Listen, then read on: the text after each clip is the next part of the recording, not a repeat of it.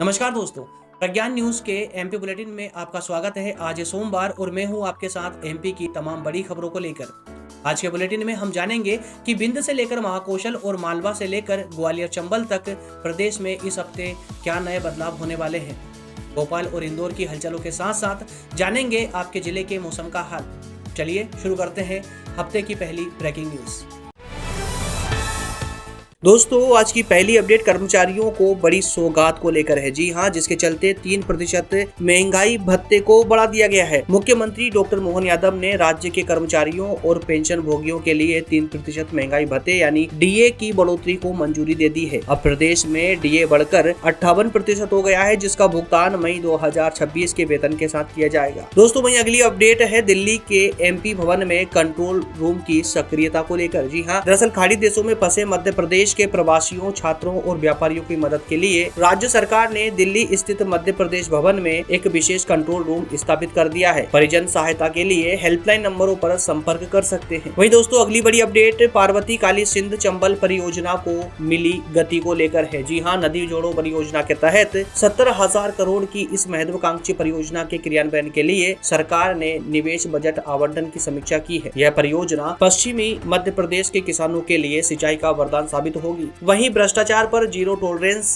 जिसके चलते अधिकारियों पर सख्त कार्रवाई हुई है। जी हां, मुख्यमंत्री ने प्रशासनिक कार्यकुशलता बढ़ाने के लिए जन विश्वास संशोधन अधिनियम के तहत प्रक्रियाओं को और सरल बनाने के निर्देश दिए हैं। पारदर्शिता सुनिश्चित करने के लिए इन्वेस्ट MP3 पोर्टल को और भी हाईटेक बना दिया गया है। वहीं दोस्तों, ऑपरेशन सिंधु के तहत प्रदेश के 45 प्रवासियों की वापसी को लेकर अगली अपडेट आ रही है। दरअसल भारत सरकार के ऑपरेशन सिंधु के तहत खाड़ी देशों से लौटे नागरिकों के नवीनतम जत्थे में मध्य प्रदेश के इंदौर, भोपाल और जबलपुर के 45 लोग सुरक्षित स्वदेश लौटे हैं। जिला प्रशासन उनकी घर वापसी की व्यवस्था देख रहा है। वहीं दोस्तों, अगली बड़ी अपडेट है मध्य प्रदेश पुलिस और फोरेंसिक लैब में 126 पदों पर भर्ती को लेकर। मध्य प्रदेश राज्य फोरेंसिक साइंस लेबोरेटरी में टेक्नीशियन और असिस्टेंट के 126 पदों के लिए आवेदन प्रक्रिया जारी है। इच्छुक उम्मीदवार 6 अप्रैल 2026 तक मध्य प्रदेश ऑनलाइन पोर्टल के माध्यम से आवेदन कर सकते हैं। वहीं डीजल पेट्रोल की कीमतों में उछाल की आशंका से सहमा बाजार। जी हां, स्ट्रेच ऑफ हॉर्मुज में तनाव बढ़ने के कारण कच्चे तेल की वैश्विक सप्लाई प्रभावित हुई है। मध्य प्रदेश के परिवहन संघों ने चेतावनी दी है कि यदि ईंधन की कीमतें बढ़ी तो माल ढुलाई महंगी होने से जरूरी सामान के दाम बढ़ जाएंगे। वहीं दोस्तों, अगली बड़ी अपडेट है फर्टिलाइजर सप्लाई चेन प्रभावित, जिससे किसानों की बड़ी चिंता। जी हां, खाड़ी देशों से आने वाले कच्चे माल की कमी के कारण खाद्य उत्पादन पर असर पड़ने की संभावना है। राज्य कृषि विभाग ने किसानों को सलाह दी है कि वे खाद का स्टॉक अनावश्यक रूप से न करे, आपूर्ति सुचारू रूप से जारी रहेगी। वहीं दोस्तों, अगली बड़ी अपडेट है पैरामेडिकल और स्टाफ नर्स भर्ती परीक्षा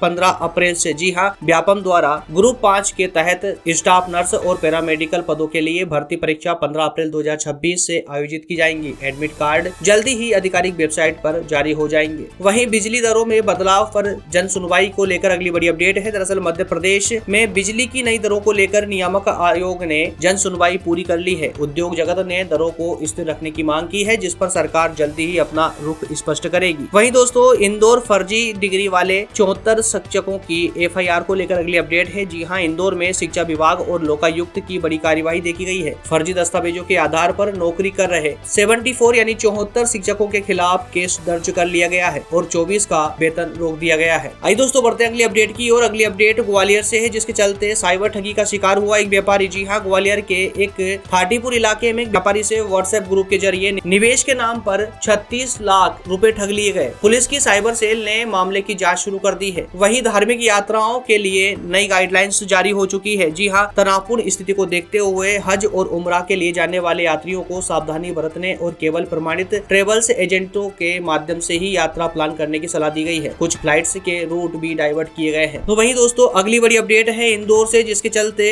खजूरी बाजार की स्टेशनरी दुकान में भीषण आग देखी गई है। जी हाँ, आज तड़के खजूरी बाजार के एक 3 मंजिला मकान में संचालित दुकान में आग लग गई। फायर ब्रिगेड ने कड़ी मशक्कत के बाद परिवार को सुरक्षित बाहर निकाला। हालांकि लाखों का सामान जलकर के खाक हो गया। वहीं मौसम विभाग के अलर्ट को लेकर अगली अपडेट है। आज कई जिलों में आंधी और बारिश की संभावना जताई जा रही है। मौसम विभाग ने भोपाल, ग्वालियर और चंबल संभाग में अगले 24 घंटे के लिए येलो अलर्ट जारी किया है। 40 से 50 किलोमीटर प्रति घंटे की रफ्तार से हवाएं चलेंगी और ओलावृष्टि होने की भी चेतावनी दी गई है। वहीं दोस्तों, बेमौसम बारिश से गेहूं गेहूं और आम की फसल को खतरा बताया जा रहा है। जी हां, हालिया बारिश और ओलावृष्टि के कारण ग्वालियर चंबल क्षेत्र में खड़ी गेहूं की फसल और आम के बोर को नुकसान पहुंचने की आशंका है। कृषि विभाग ने किसानों को फसल ढकने की सलाह दी है। वहीं दोस्तों, गर्मी के तेवर और खरगोन खंडवा में पारा 40 डिग्री के पार पहुंच चुका है। दरअसल मार्च के अंत में ही निमाड़ क्षेत्र में लू जैसे हालात बन गए हैं। खरगोन में तापमान 41 डिग्री के सेल्सियस दर्ज किया गया है। मौसम विभाग के अनुसार आने वाले दिनों में गर्मी और आगे बढ़ सकती है। वहीं दोस्तों, कच्चे तेल की कीमतों में उछाल को लेकर अगली अपडेट है। दरअसल खाड़ी देशों में संघर्ष के कारण वैश्विक बाजार में कच्चे तेल की कीमतें $120 प्रति बैरल के पार पहुंच गई है, जिसका सीधा असर भोपाल और इंदौर में पेट्रोल डीजल की कीमतों पर पड़ने की आशंका है। वहीं रसोई गैस के संकट को लेकर अगली अपडेट है। दरअसल प्रदेश के व्यापारिक संगठनों ने चेतावनी दी है कि होर्मुज जलडमरू बंद होने से एलपीजी की आपूर्ति बाधित हो रही है। इंदौर और ग्वालियर के होटल संचालकों ने सरकार से सीमित गैस आपूर्ति सुनिश्चित करने की मांग की है। वहीं दोस्तों, आज की आखिरी अपडेट है। खाद्य तेल और रसद पर असर को लेकर माल ढुलाई के रास्ते बंद होने से विदेशों से आने वाला खाद्य तेल और अन्य जरूरी सामान की कीमतों में प्रदेश के भीतर बढ़ोतरी शुरू हो गई है। थोक व्यापारियों ने स्टॉक की कमी की बात कही है।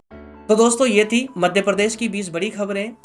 नए हफ्ते की हर बड़ी अपडेट के लिए प्रज्ञान न्यूज को अभी सब्सक्राइब करें। अगर आप चाहते हैं कि आपके जिले की खबर भी हम दिखाएं तो कमेंट बॉक्स में अपने शहर का नाम जरूर लिखें। कल फिर मिलेंगे। नमस्कार।